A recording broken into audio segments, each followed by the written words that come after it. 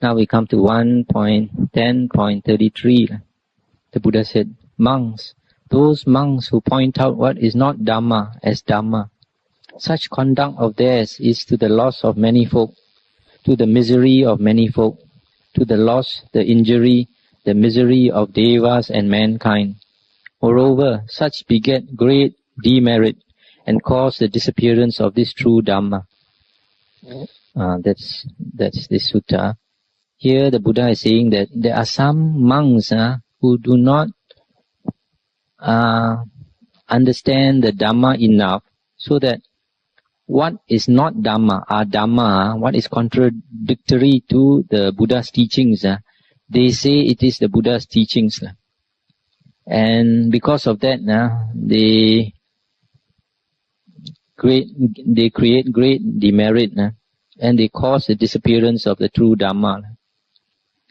Now that's why it is very important for monks to study the teachings of the Buddha, which the Buddha calls in the suttas as Dhamma Vinaya. As I pointed out before, the Buddha never taught the Tripitaka. The Buddha taught the Dhamma Vinaya, as he has said in the suttas. The word Tipitaka or Tripitaka was never spoken by the Buddha. Or the Buddha only said Dhamma Vinaya was taught by him. And the Dhamma in the suttas, in the Anguttara Nikaya, book of the Fours, chapter of the Fours, the Buddha says that Dhamma is the suttas. And Dhamma, the suttas and the Vinaya are the Buddha's teachings. So, because some monks are not very familiar with the suttas, what is not Dhamma, what is contradictory to the Dhamma, they say is Dhamma. And so, because of that, they help to cause the disappearance of this true Dhamma.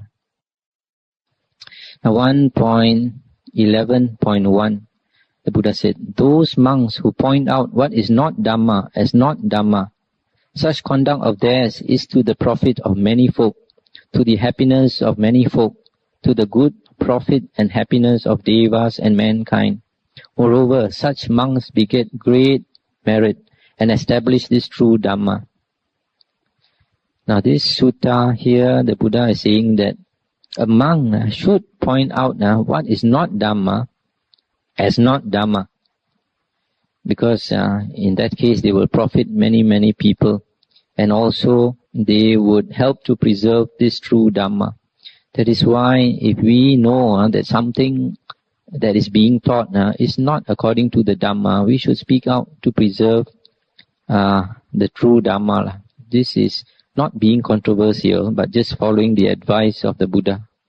In fact, the Buddha also, during his time, used to speak out against a lot of wrong teachings that were prevalent during his time.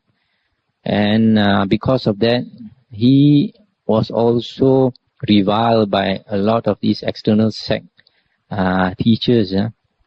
And in one sutta, he said, I do not quarrel with the world. He said, the world quarrels with me. One who teaches the Dhamma, the true Dhamma, does not quarrel with the world.